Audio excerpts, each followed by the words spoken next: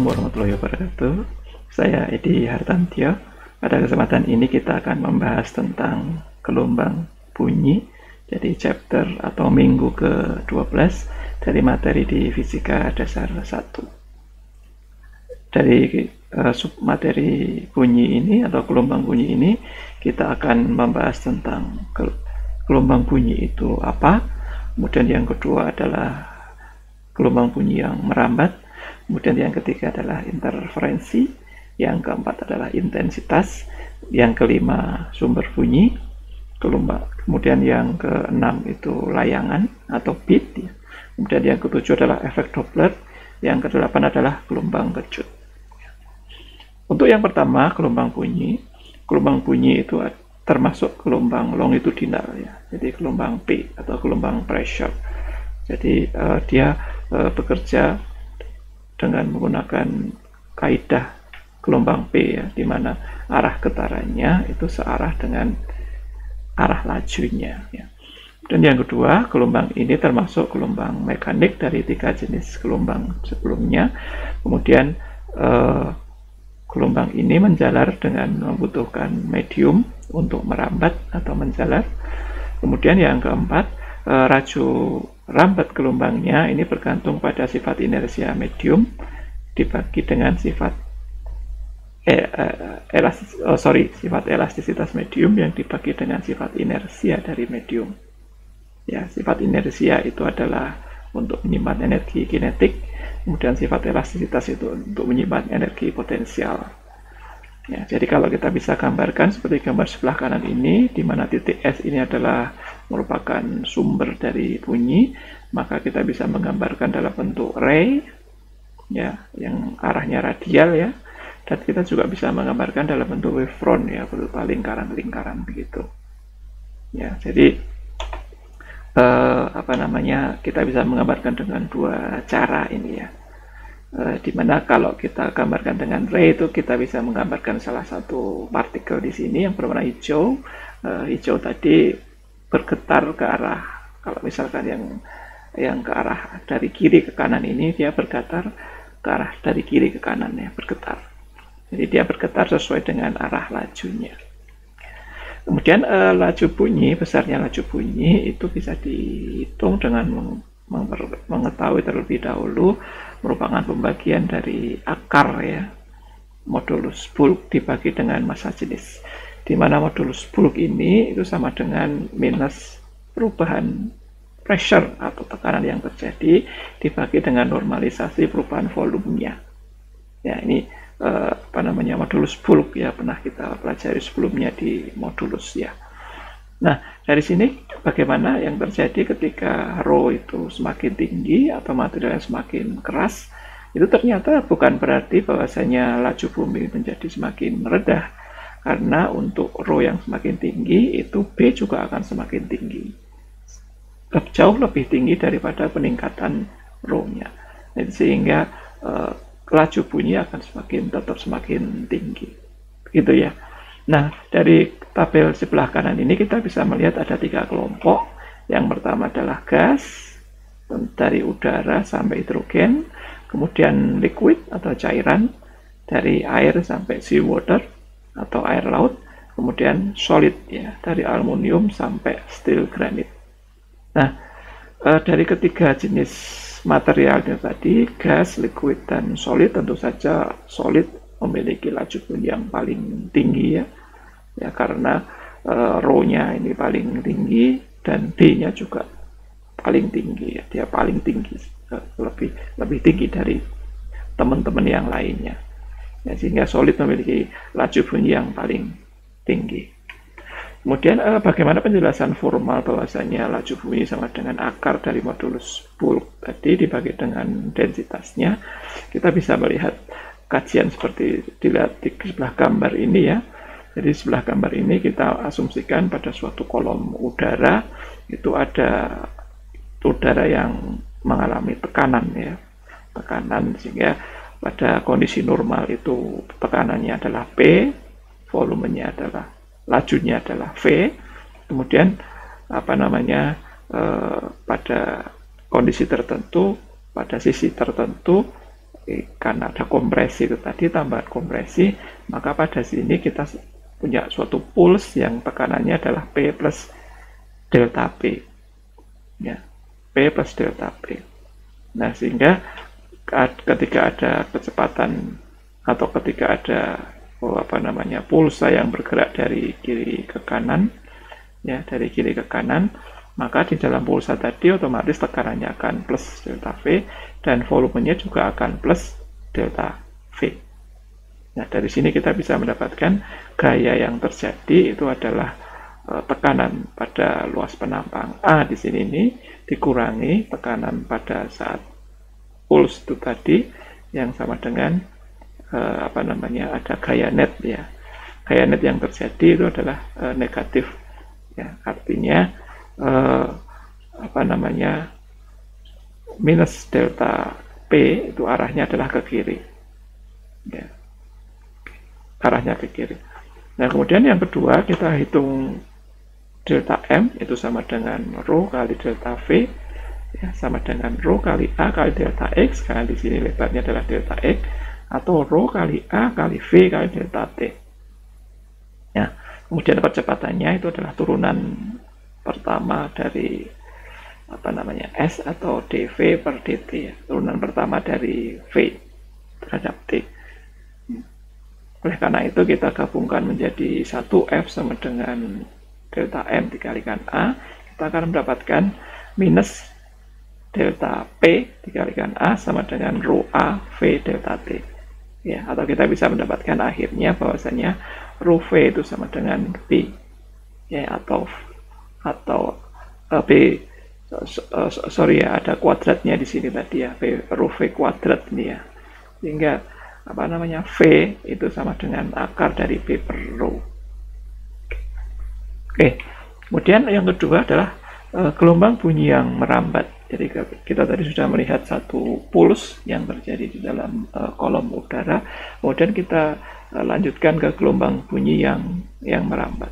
Di dalam gelombang bunyi yang merambat ini akan terjadi perubahan tekanan tentu saja, di mana tekanan yang terjadi itu akan memenuhi hukum sinusoid, ya, di mana delta P perubahan tekanan yang terjadi pada satu titik itu sama dengan delta P M-nya, amplitudenya dikalikan sinus Kx minus omega T. Nah, dari sini kita bisa katakan juga setiap partikel kecil yang ada di dalam material ini itu berosilasi secara mandiri dengan simpangan sebesar S, di mana S-nya tentu saja fungsi sinus kosinus juga, SM kosinus Kx minus omega T. Ya, perbedaan sinus dan kosinus ini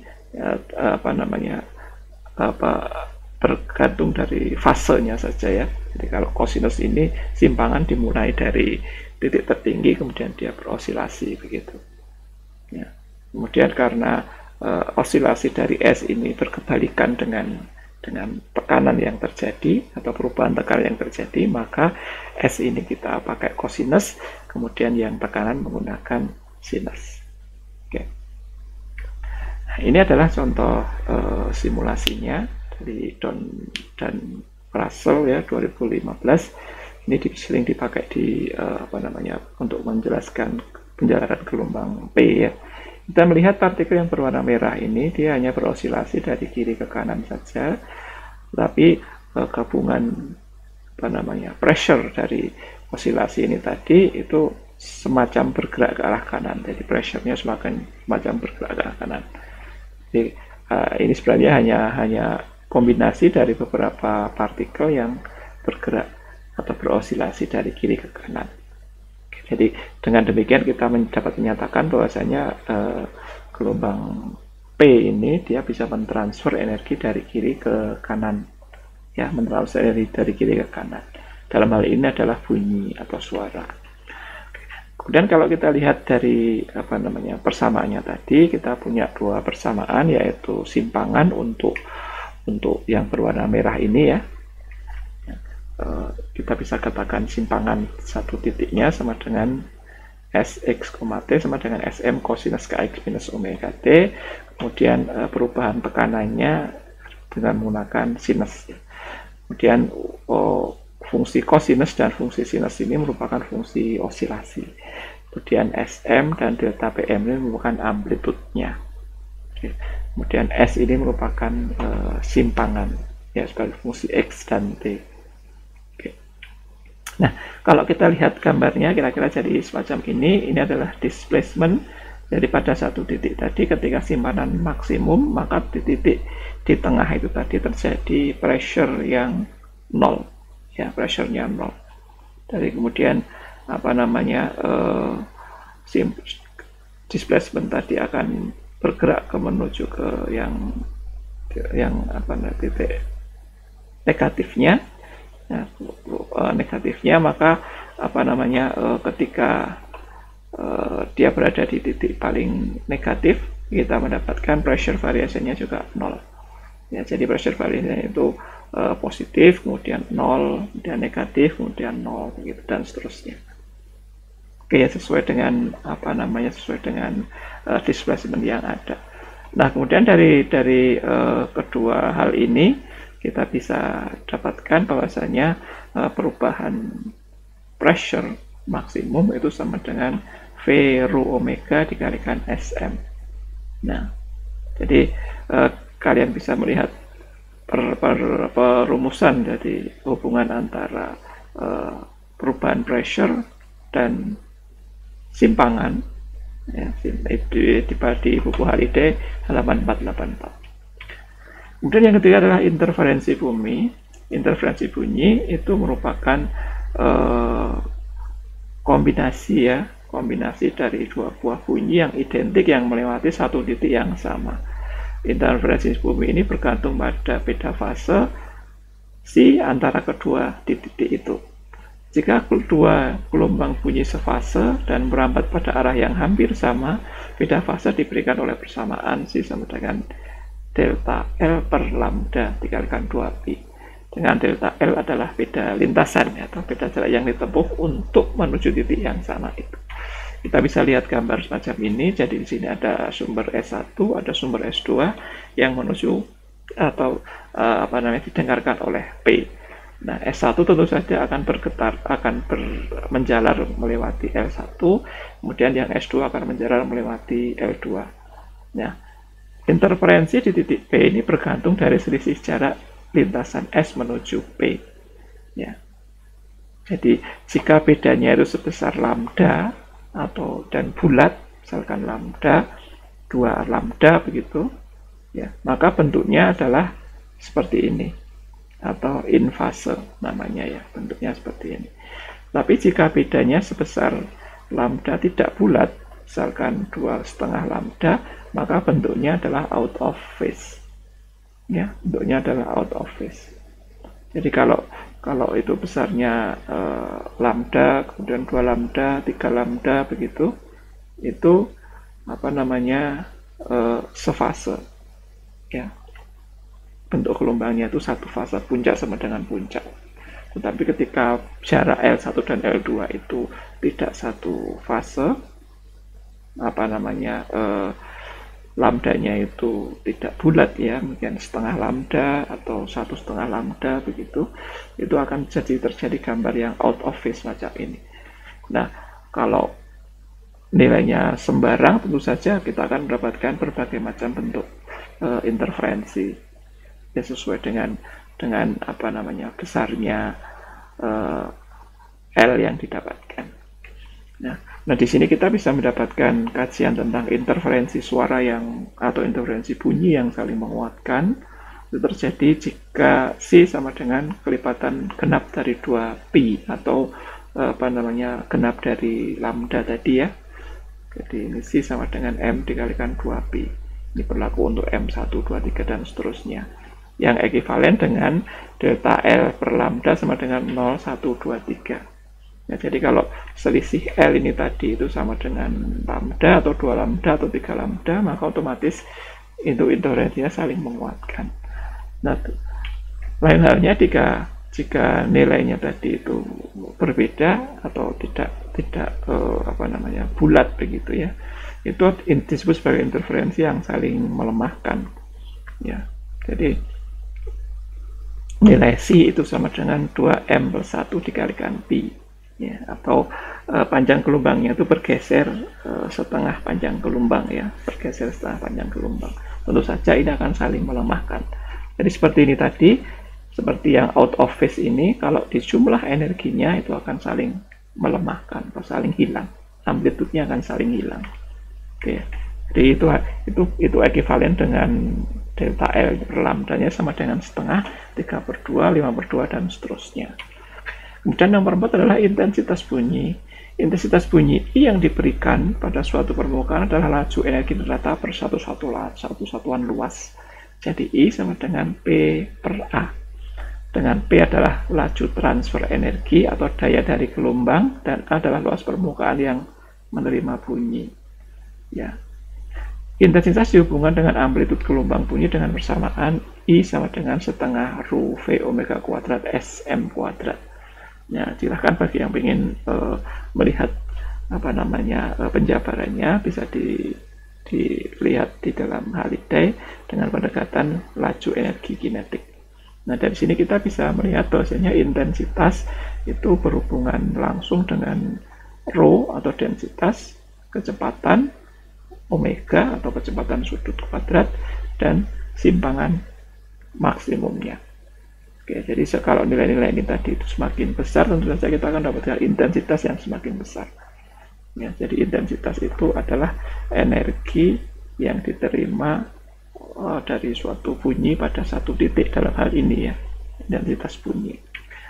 Nah, bisa kita dapatkan kondisi semacam ini, bahwasanya intensitas bunyi pada jarak R dari sumber yang memancarkan bunyi dengan daya PS, ya, dayanya adalah PS, maka I intensitas pada jarak R, ya, misalkan yang berwarna kuning ini, di lingkar yang berwarna kuning berjarak R dari titik pusat S ini, itu sama dengan besarnya P atau daya di S ini dibagi dengan luas selubung bola, ya, luas selubung bola 4 pi R kuadrat. Itu adalah intensitas yang diterima apa namanya pada suatu titik berjarak R. Oke. Kemudian contoh yang pertama, gambar di samping menunjukkan membran kecil 1, 2, 3 yang terletak pada dua lingkaran maya. Lingkaran berpusat di sumber bunyi titik S. Laju energi yang diterima ketika membran sama. Laju energi yang diterima ketika membran sama. Urutkan berdasarkan besar intensitasnya. Ya, tentu saja yang 1, 2 ini adalah sama intensitasnya ya, karena luasnya sama. Dan yang ketiga ini yang paling kecil. Oke. Nah, jika apa namanya laju energi yang diterima ketika membran itu adalah sama, kita bisa lihat luasnya, otomatis yang ketiga ini yang menjadi yang paling luas ya. Kemudian intensitas bunyi di suatu titik sejauh 5 meter dari sumber bunyi adalah 0,5 watt per meter persegi. Daya bunyi dari sumber tersebut adalah, bisa dihitung dengan langsung ya, karena I sama dengan 5, PS-nya sama dengan setengah watt per meter persegi, maka kita bisa apa namanya menghitung besarnya daya ya. Jadi I-nya sama dengan 0,5 watt per meter persegi pada jarak 5. Ya, jadi persamaan sebelumnya ini tadi tinggal dimasukkan saja. Oke. Kemudian yang selanjutnya adalah level bunyi atau desibel. Definisi level bunyi dalam desibel didefinisikan sebagai beta sama dengan 10, satuannya adalah dB dikalikan log I per I0.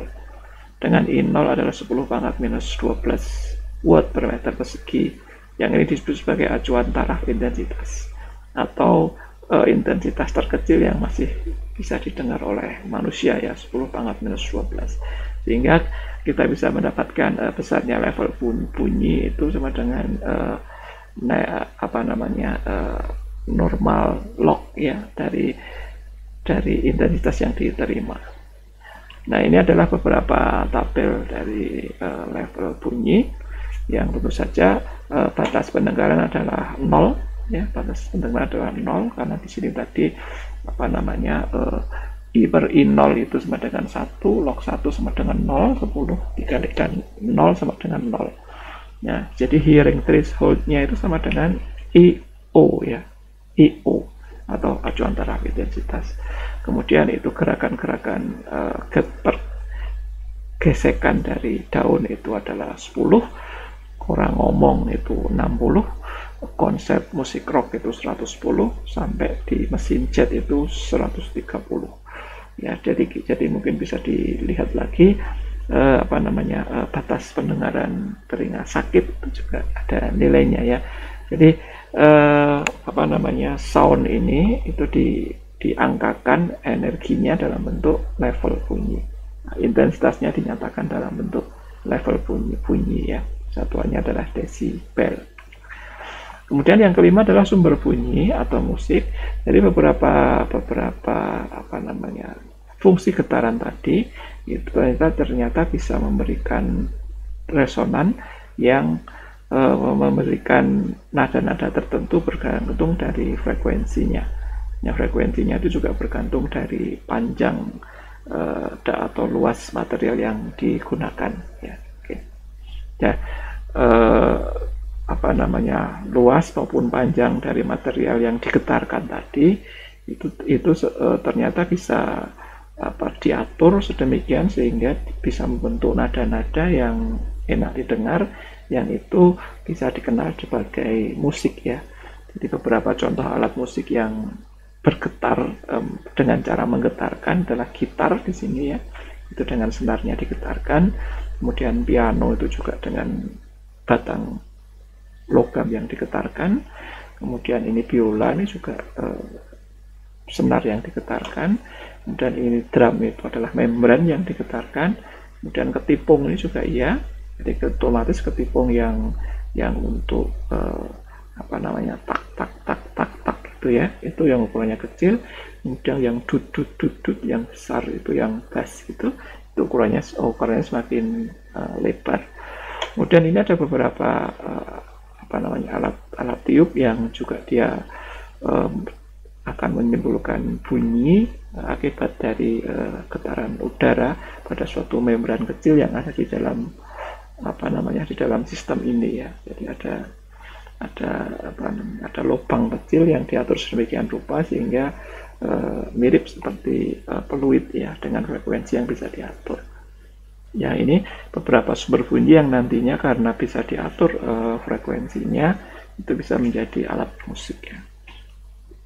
Nah, salah satu apa namanya, alat musik yang apa namanya bisa dikaji secara fisika dengan yang mudah dengan materi fisika dasar ini adalah pipa organa ya. Jadi seperti oboe ini adalah pipa organa yang terbuka ya. Oke, pipa organa terbuka otomatis apa namanya, resonan bunyi tadi ada di dalam oboe ini tadi, saja ya, ada apa namanya, osilasi maksimum yang berada di ujung dan osilasi minimum ada di tengah, sehingga kita bisa mendapatkan untuk pipa organ yang terbuka itu apa namanya, simpangannya itu bisa didapatkan bentuknya semacam ini ya. Jadi di ujung-ujung terbuka itu memiliki simpangan yang maksimum ya untuk harmonik yang ke-1. Nah, kemudian kalau kita lihat lagi untuk harmonik yang kedua, ketiga, dan keempat itu bisa didapatkan semacam ini ya. Yang untuk kedua itu disyaratkan lambdanya sama dengan 2L ya, lambda sama dengan 2L. Jadi panjang gelombangnya sama dengan 2L dibagi 2. Nah, 2L ini dibagi 2 atau sama dengan L. Ini panjang gelombangnya sama dengan L. Jadi kalau saya bisa membuat satu pipa organa terbuka dengan luas dan panjang tertentu, di mana panjangnya tadi sama dengan lambdanya, maka kita akan mendapatkan harmonik yang kedua. Ya. Kemudian yang ketiga itu jika panjang gelombangnya sama dengan 2L per 3. Kalau yang keempat jika panjang gelombangnya sama dengan L per 2. Ya, jadi ini apa namanya, L yang didapatkan itu semakin panjang ya, semakin panjang atau lambdanya semakin tinggi frekuensinya. Kemudian kalau untuk pipa organ yang salah satunya tertutup, itu akan salah satu titik menjadi simpul, salah satu titik lagi menjadi perut ya. Ini juga akan terjadi resonan dengan bentuk semacam ini ya.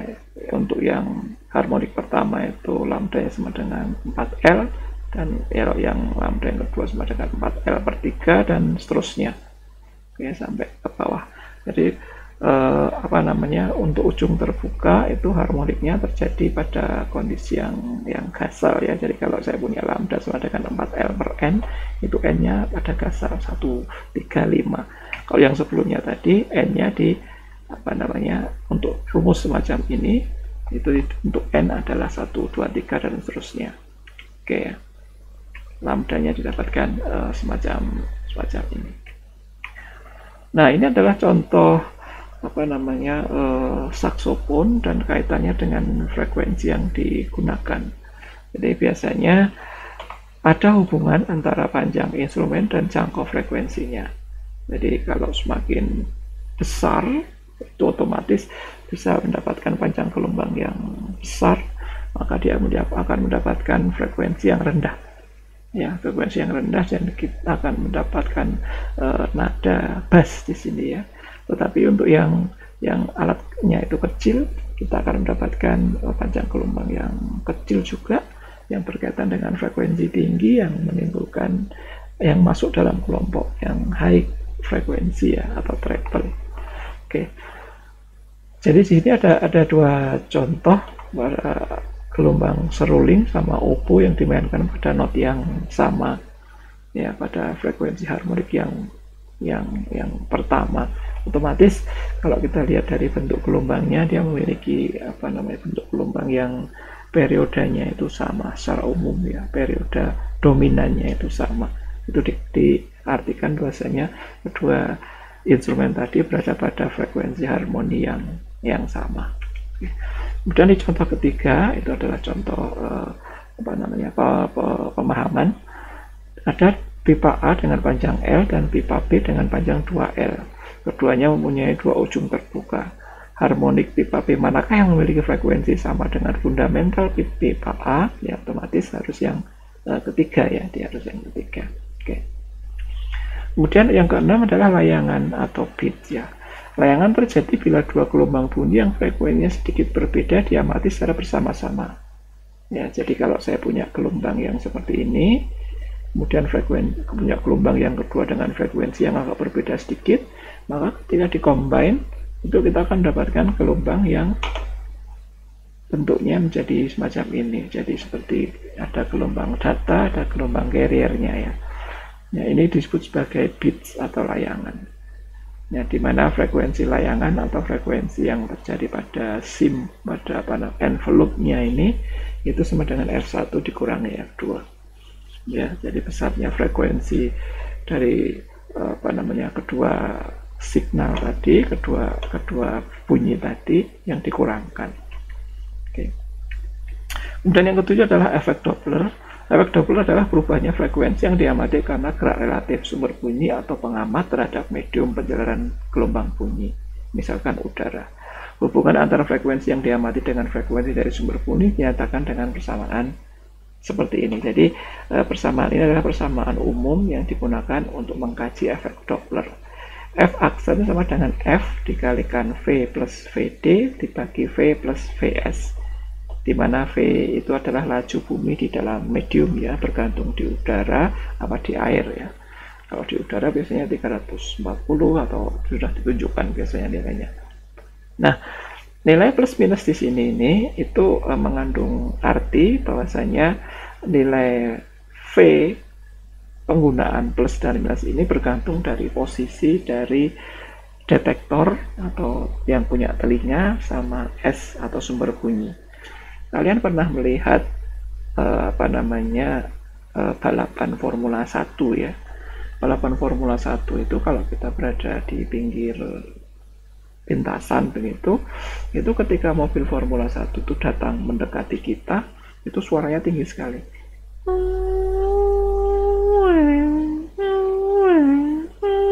Jadi kalau formula tadi sudah melewati kita, itu kita mendengar suara mesin yang frekuensinya lebih rendah. Jadi tinggi ke rendah, tinggi ke rendah. Nah, ini apa artinya? Ini adalah kajian dari efek Doppler ya. Jadi kalau suatu sumber bunyi itu mendekati kita, itu kita harus mendapatkan frekuensi yang lebih tinggi, ya, frekuensi yang lebih tinggi. Jadi misalkan saja kita diam, maka VD itu nilainya adalah 0, ya, VD sama dengan 0, maka VS-nya ini adalah sedemikian sehingga F aksen itu mestinya lebih tinggi, ya, kalau mendekati kita, sehingga ini V minus VS, ya. Jadi apa namanya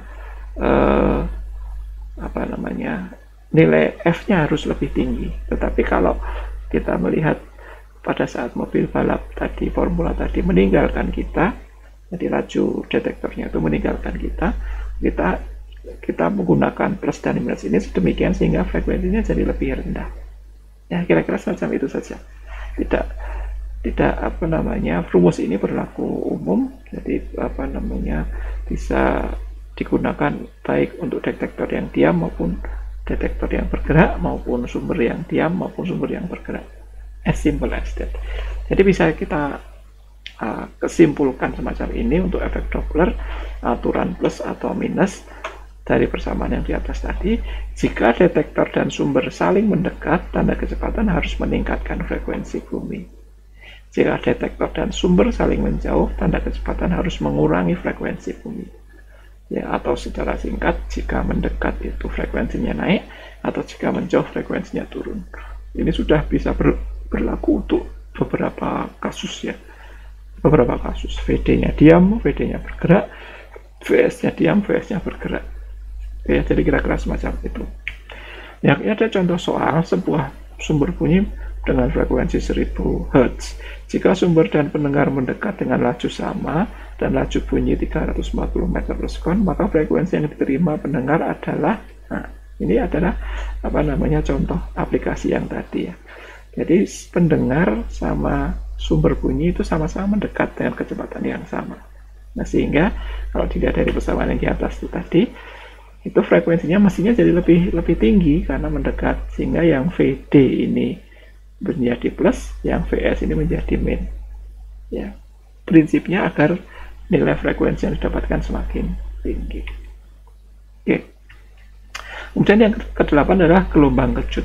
Gelombang kejut ini terjadi ketika persamaan Doppler ini ketika kecepatan dari sumber itu sama dengan kecepatan suara.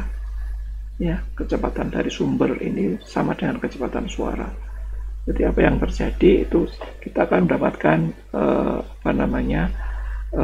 wavefront seperti gambar di atas ini.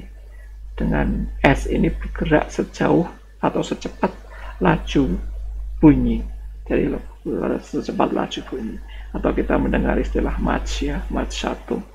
Mach 1 itu artinya saya punya pesawat jet yang bisa terbang dengan kecepatan sama dengan laju bunyi. Kita akan dapatkan semacam grafik lingkaran-lingkaran semacam ini. Oke. Nah, apa yang terjadi ketika sumber tadi itu bisa bergerak dengan kecepatan yang lebih tinggi daripada laju bumi, maka kita akan mendapatkan sonic boom semacam ini ya, sonic boom semacam ini. Dengan besarnya sudut theta itu sama dengan V, kecepatan bunyi dikalikan time dibagi VS atau kecepatan sumber dibagi time. Ya, laju bunyi dibagi laju sumber. Itu kita dapatkan besarnya sinus sudut theta itu tadi. Ya, jadi kalau kita lihat pesawat dengan kecepatan Mach 2, berarti dia bisa 2 kali kecepatan suara, maka pesawat itu akan mendahului suara mesin jetnya. Ya, jadi pesawatnya sudah lewat duluan, suaranya baru kedengaran belakangan. Ya. Oke, jadi ini bisa kalian bayangkan kalau saya punya kondisi semacam ini, Mach 1 ini ya, ini energi resonan yang ada di wavefront yang ada di depan ini jadi berlipat-lipat ya, energi resonansnya berlipat-lipat. Kalau di sini kita bisa mendapatkan energi resonan yang cukup tinggi berada di sini. Nah, oleh karena itu karena kenaikan energi resonan dari energi bunyi mesin pesawat ini, beberapa mesin yang lebih tinggi dari Mach-nya itu dilarang terbang mendekati daratan ya, karena bisa pecah semua kaca-kaca di situ. Oke, ini adalah contohnya ya, pesawat yang tadi kecepatannya melebihi kecepatan suara di udara ya. Jadi ini bisa digambarkan semacam ini. Jadi ini adalah yang putih ini adalah kira-kira kerucut Mach-nya ya. Jadi energi kompresi maksimal dari suara mesin pesawatnya yang terjadi di uap air ya. Jadi ada perubahan uap air yang ditekan sehingga menjadi kayak semacam bidang air itu yang ditembus oleh kecepatan pesawatnya itu sendiri. Oke, jadi ini adalah salah satu contoh dari sonic boom. Kira-kira semacam itu yang bisa saya sampaikan. Terima kasih atas perhatiannya. Selamat pagi.